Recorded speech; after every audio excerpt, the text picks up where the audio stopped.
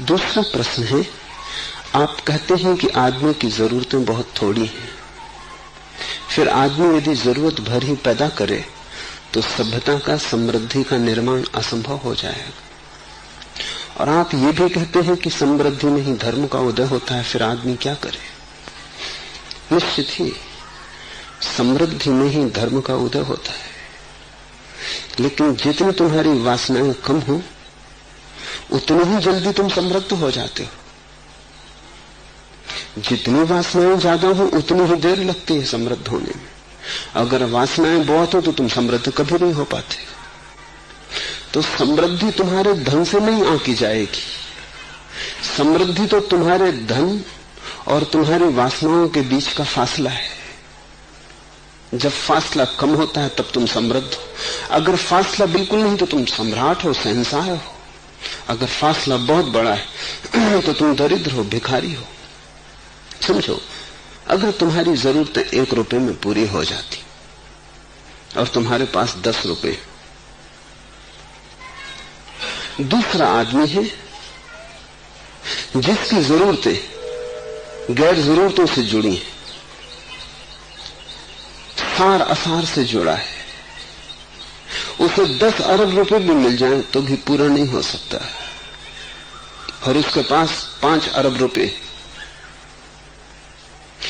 5 अरब रुपए हैं, 10 अरब में भी वासनाएं पूरी न हो, इतनी वासनाएं। तुम्हारे पास 10 रुपए हैं, 1 रुपए में पूरी हो जाए इतनी जरूरतें, दोनों में कौन समृद्ध है?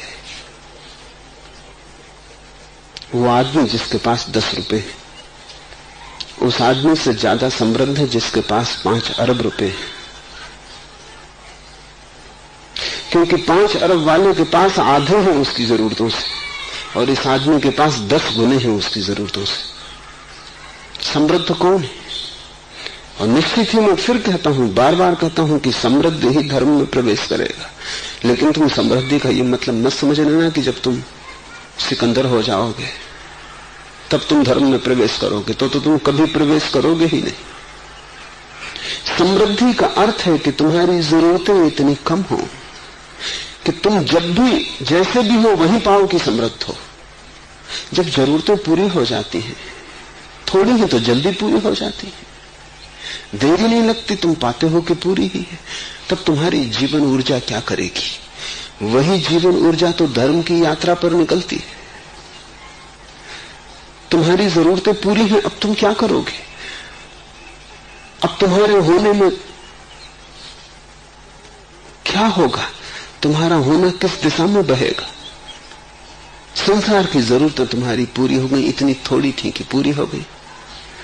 अब तुम मुक्त हो उस दूसरे संसार की यात्रा के लिए। अब तुम्हें यहां रोकने को कोई भी नहीं है।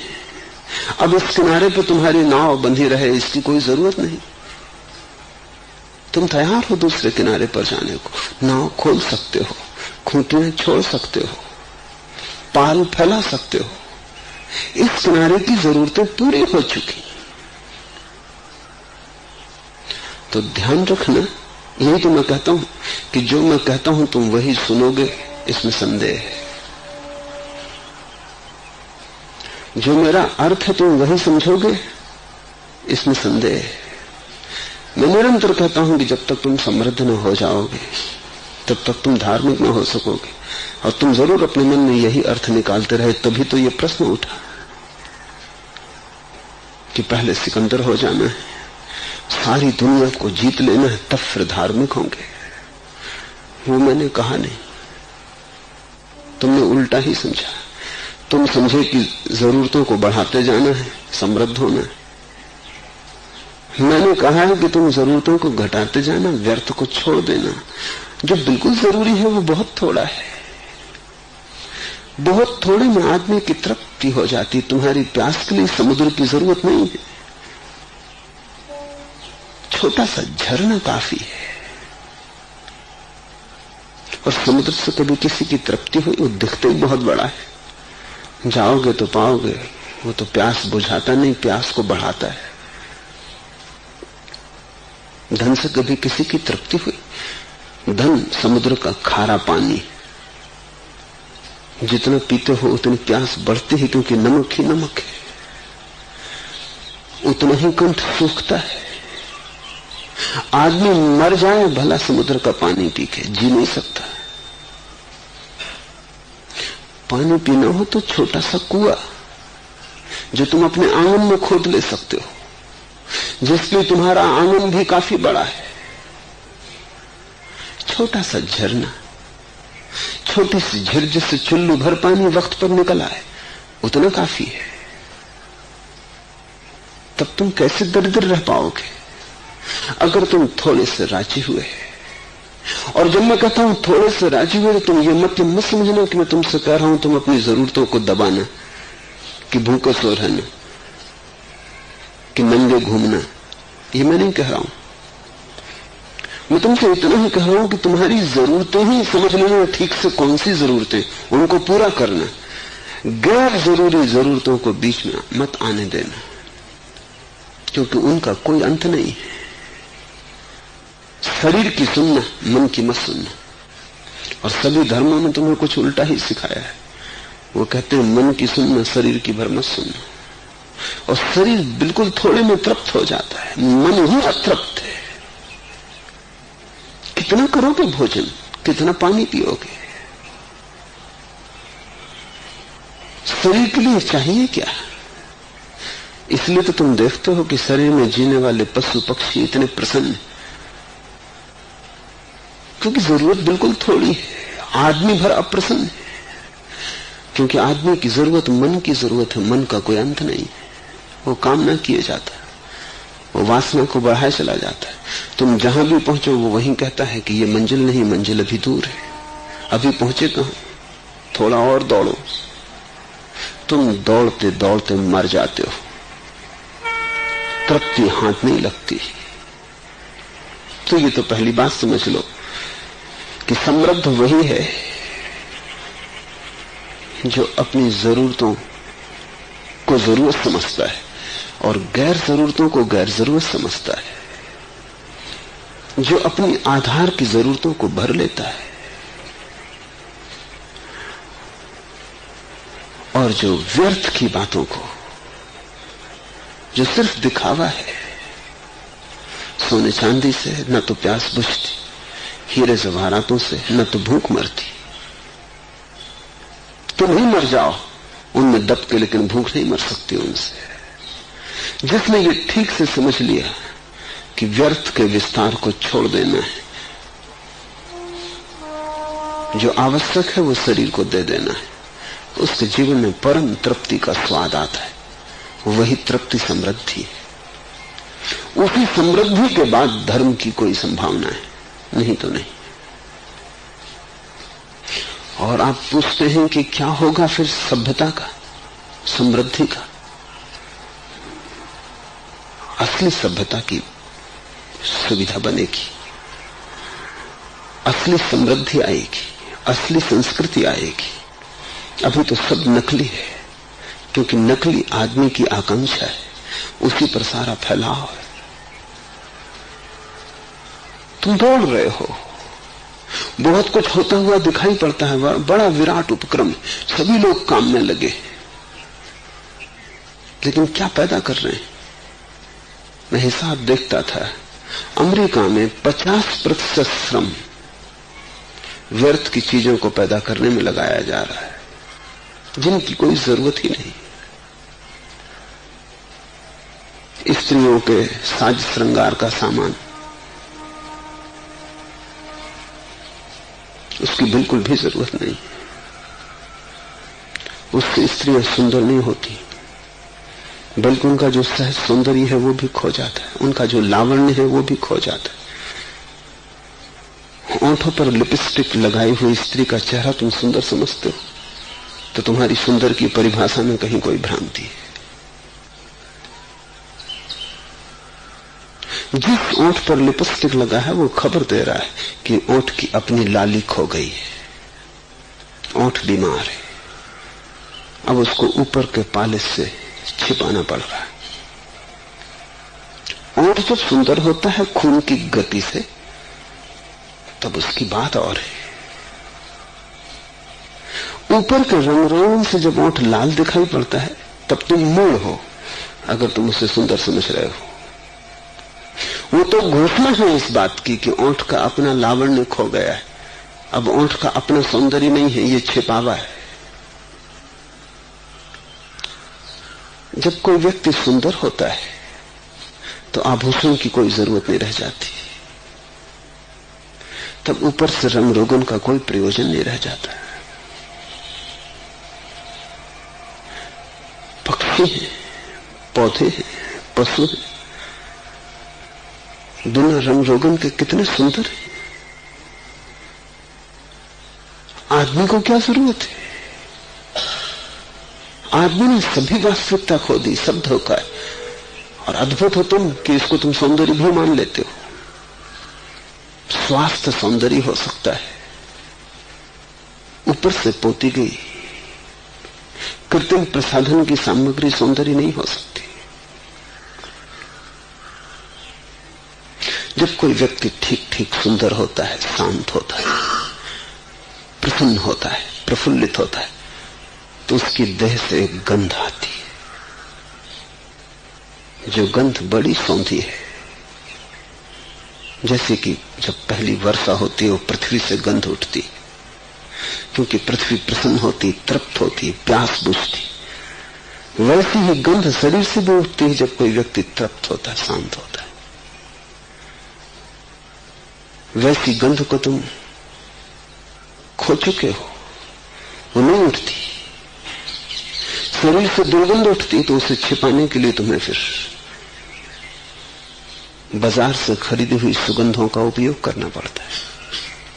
वे सुगंधें केवल इतनी ही खबर देती हैं कि तुम्हारा शरीर दुर्गंध से भरा होगा, अन्यथा छुपाते क्यों, अन्यथा दबाते क्यों? तुम जितना उपाय करते हो वो सब प्रवंचना है। और ये सारा दौड़ धूप जो इतना दिखाई पड़ती है सारे संसार में चलती हुई, तो बड़ा काम हो रहा है, बड़ी समृद्धि हो रही, बड़ा विकास हो रहा है, कुछ भी नहीं हो रहा। इसमें से 50% तो बिल्कुल व्यर्थ है। शेष 50% में 40% ऐसा है जो कि युद्ध, संघर्ष, कलह की तैयारी में जा रहा है। 50% प्रसाधन के साधन है कि खो गया सौंदर्य कैसे बचाया जाए, या कैसे दिखाया जाए कि नहीं खो गया है, कैसे आदमी को अभिनेता बनाया जाए। धोखा, प्रवंचना। बाकी 40% युद्ध के लिए, 50% खो गए जीवन के सौंदर्य को धोखा देने के लिए, और 40% जीवन को अंत करने के लिए कि जो थोड़ा बहुत जीवन बचा है उस पर हाइड्रोजन बम और एटम बम कैसे गिराया जाए। ये 90% मनुष्य की सभ्यता है, बाकी 10% बचता है। उस 10% में आधी दुनिया भूखी है। 1 जून रोटी लोगों को नहीं है, छप्पड़ नहीं है, औषधि नहीं है, और जीवन कीड़े मकोड़ों जैसा है। ये हमारी सभ्यता है। अगर हम जीवन की जरूरतों को ही पूरा करने में लगे, जैसा लाओस से चाहता है, जैसा मैं चाहूंगा, तो न तो झूठे सौंदर्य के प्रसाधन, झूठी प्रतिष्ठा के उपाय, झूठी महत्वाकांक्षा की तृप्ति में 50% श्रम का अंत होगा, और उसी प्रतिस्पर्धा और प्रतियोगिता से पैदा होता है युद्ध, जिसमें 40% शक्ति व्यय हो रही। अगर ये पूरी 90% शक्ति जीवन की जरूरतों को पूरा करने में लगाई जाए तो जरूरतें पूरी हो जाएंगी, और इतनी विराट ऊर्जा बचेगी मनुष्य के पास कि उसी विराट ऊर्जा से संस्कृति का निर्माण होगा। लेकिन वो संस्कृति बड़ी भिन्न होगी। वो ऊर्जा प्रार्थना में लगेगी, वो ऊर्जा ध्यान में लगेगी, वो ऊर्जा संगीत बनेगी, वो ऊर्जा सृजनात्मक गतिविधियों में लीन होगी। और जब भी तुम कुछ बना लेते हो, एक छोटी मूर्ति, एक छोटा चित्र, एक नया गीत, एक नया धुन निकाल लेते हो, और जब ये धुन तुम्हारे भीतर की तृप्ति से निकलती है तब संस्कृति का जन्म होता है। संस्कृति है साहित्य, संस्कृति है कला, संस्कृति है सत्य की खोज, संस्कृति है एक प्रेम के समाज का निर्माण, एक शांत, आनंदित, प्रफुल्लित, समाधि की ओर उत्सुक समाज का जन्म। लेकिन ऊर्जा हो तभी, अभी तो ऊर्जा बसती नहीं। अभी तो तुम व्यर्थ के गोरख धंधे में समय व्यतीत कर देते हो, थके हारे रात तुम लौटते हो, किसी तरह सो भी नहीं पाते रात भर। दो कि दिन में जो तुमने चिंताएं समाई हैं, इकट्ठी की हैं, वो रात भर तुम्हारा पीछा करती है। तो रात बन जाती है दुख सुख, दिन है एक व्यर्थ की दौड़ धूप। ऐसे ही तुम चुक जाते हो, एक दिन पाते हो जीवन समाप्त हो गया, मौत द्वार पर खड़ी। इसे तुम संस्कृति कहते हो, इसे तुम सभ्यता कहते हो। न तो ये सभ्यता है, न ये संस्कृति है, क्योंकि न तो इसमें प्रेम है, न इसमें प्रार्थना है, न इसमें पूजा अर्चना है, न इसमें समाधि का सौरभ है, न इसमें ध्यान की गरिमा है, इसमें भीतर की कुलीनता नहीं। इसमें सब बाहर का दिखावा है, दरबार का चाकचिक्य है। खेत खलिहान सूखे पड़े, अब दरबार में बड़ी रोशनी, लोग तलवारें लिए खड़े, चोगे पहने हैं कीमती, सम्राट हीरे जवाहरातों से जड़े सिंहासन पर बैठा है।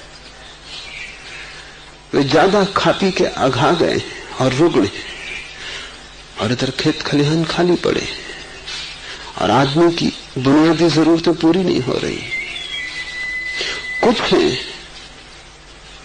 जो ज्यादा खा के बीमार है, कुछ हैं जो भूख की वजह से बीमार है। सारी दुनिया बीमार है।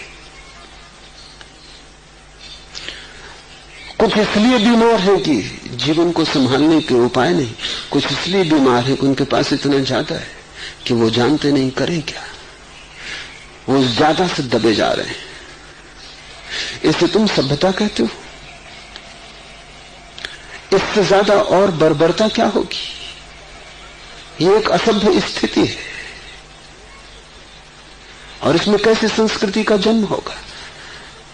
इससे जो भी निर्मित होता है उसमें भी बर्बरता होती है। फर्क तुम देखोगे, पुराना संगीत है, पूर्व का या पश्चिम का, बीथोवन है या मोजार्ट है, तो उस संगीत की बात ही और है। उस संगीत में एक शांति है, तुम सुनोगे तो शांत हो जाओगे, तुम सुनोगे तो तृप्त हो जाओगे। फिर आज का नया संगीत है, नए युवक युवतियां जो संगीत पश्चिम में पैदा कर रहे हैं, जो संगीत एक उपद्रव और एक अराजकता जैसा मालूम होता है, जिसे सुन के तुम्हारे भीतर भी अराजकता पैदा होती है, तुम भी हिंसात्मक हो उठते हो या कामातुर हो उठते हो। पुराने चित्र अजंता है, एलोरा है, ताजमहल है, किसी एक और ढंग की चित्त दशा से पैदा हुए। ताजमहल को तुम अगर अशांत होकर भी देखते रहो थोड़ी देर, तो तुम पाओगे भीतर सब शांत होने लगा। फिर आधुनिक चित्रकला है, पिकासो है। चित्र को अगर तुम थोड़ी देर देखो तो तुम्हें लगेगा कि तुम भीतर पागल हुए जा रहे हो। चित्र को ज्यादा देर देखा नहीं जा सकता, आंख गड़ा के देखोगे मुश्किल में पड़ोगे, क्योंकि चित्र में सिर्फ बेचैनी है, विक्षिप्तता है, तनाव है, अशांति है, संताप है। जब सभ्यता रुग्ण होती है तो संस्कृति भी रुग्ण हो जाती है, क्योंकि संस्कृति तो सौरभ है। जब फूल बीमार होता है तो उसकी सुगंध में सुगंध नहीं होती, दुर्गंध हो जाती। सभ्यता फूल है, संस्कृति उसकी सुवास है। लेकिन जब फूल ही सड़ा हो तो फिर सुवास कहां? इसलिए सब दिशाओं में संस्कृति भी रुग्ण हो गई है। नहीं, संस्कृति तो तभी पैदा होगी जब लोग इतने तृप्त होंगे और लोगों के पास इतना जीवन बचेगा जो बचता है अभी युद्ध में खो जाता है। युद्ध कोई संस्कृति है,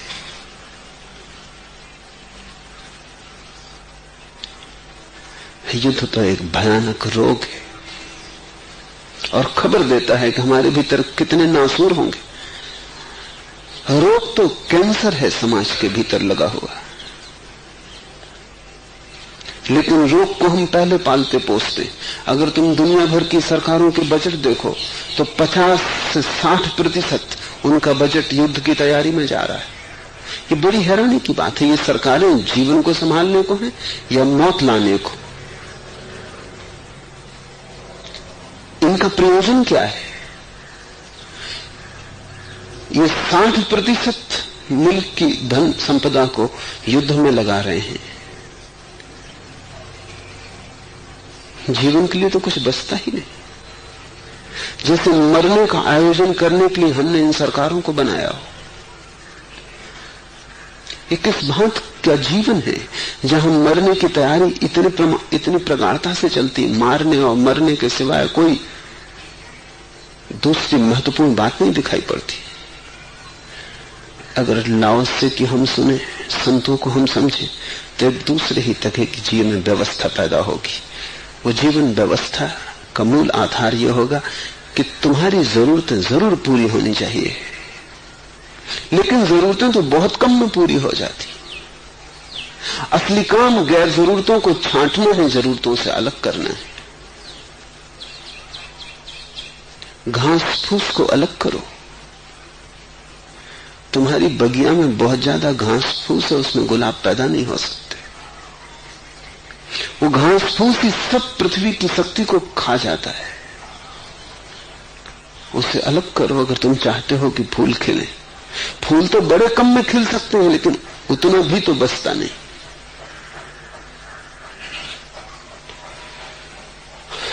समृद्ध है वह व्यक्ति जिसकी जरूरतें इतनी कम है कि अल्प में पूरी हो जाती, और जिसका पूरा जीवन शेष रह जाता, पूरी ऊर्जा बच जाती। उस ऊर्जा को वो सृजन में, संगीत में, समाधि में संलग्न कर सकता है।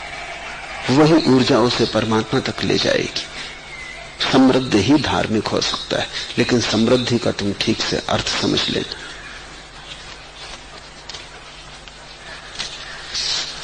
तीसरा प्रश्न, आपने कहा कि भगवान सदा सबको जरूरत से ज्यादा ही देता है और यह कि उसकी स्वीकृति ही संन्यास है।